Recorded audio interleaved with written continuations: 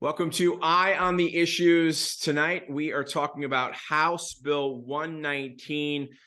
Sarah Penn, Representative Sarah Penn. Let's talk about this bill. And this is your baby. Talk to us about why you proposed it and what you wanted to accomplish. Yeah, thanks, Mike, for having me on. So House Bill 119 is intended to help protect the right to prescribe off-label medications. So off-label medications means that it hasn't been FDA tested and approved specifically for that use. It's still gone through the FDA approval process, but that indication may not be on the label. So incidentally, we do this so I'm a nurse practitioner, a prescriber myself, and 20% of all medications prescribed are actually done so currently for off-label purposes, and it's not illegal. But the reason that I'm bringing this bill is because the events of the last couple of years with COVID and all helped us identify that that practice could be at risk, as certain medications were demonized or villainized and said you can't prescribe these things because they're off-label and they're not tested for treatment of COVID, so we don't know if it's safe. While at the same time, another group of medications is put out there as being the protocol, but the same would still apply to those. When it comes to COVID, nothing's on label. We haven't had time to put anything through the FDA approval process in order to say, yep, this is safe, effective, and proven to treat COVID. And so you've got this dichotomy where one group of medications is said to be not okay and unsafe because it's off-label, and another medication, which is still off-label, is said to be, this is the guideline, this is the protocol. And those who were wanting to look at all of the options were disallowed, really. Maybe not officially in Wyoming. There was no bans for those things, as there have been in other states. We didn't have executive orders from the governor. But what we did have is we had some warnings go out from some of the licensing boards to just say, hey, if you do this, this could be unsafe, or if you're inappropriately using these medications, then know that we may take action and even to the point of revoking your license. So no one in Wyoming actually lost their license, to my knowledge, for these things, but the warnings did go out. And sometimes the threat of discipline is as good as the discipline itself. Because if somebody comes to me and says, if you continue this practice, then you're going to lose your license, or you may lose your license, what is that going to do to me, who has a family to feed and a livelihood to protect? Sure. And so what happened is people lost their access to those life-saving medications. And it's, it's, I'll say funny, but it's not funny at all, because these medications that were touted as being unsafe have been around for decades. And they're over the counter in many countries. And in fact, ivermectin, the discoverers of ivermectin won the Nobel Peace Prize because it saved so many lives. It was considered second to only to penicillin in the its effect on lives. And so it was a difficult situation to watch. Sure. So tell us, where does this bill stand right now? Yeah, so thankfully we were able to get it passed all the way through the House, and it passed third reading in the House very favorably, 44-18. And so I was pretty thrilled about that. Currently, it's sitting in the queue for Labor and Health, and we've actually started it. On Monday, we started into that bill, and it went long, and so it got postponed until Friday. But I guess Senate's not meeting on Friday, so they've rescheduled again till Monday.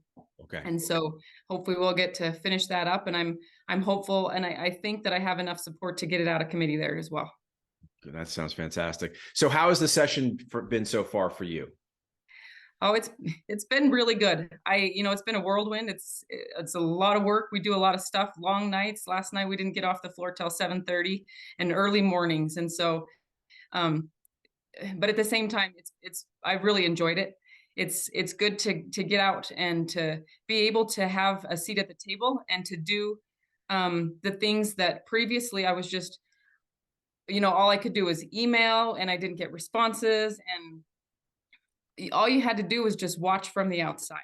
And so Right. I'm so grateful to have the opportunity where I can stand up and fight for some of these things that the people want.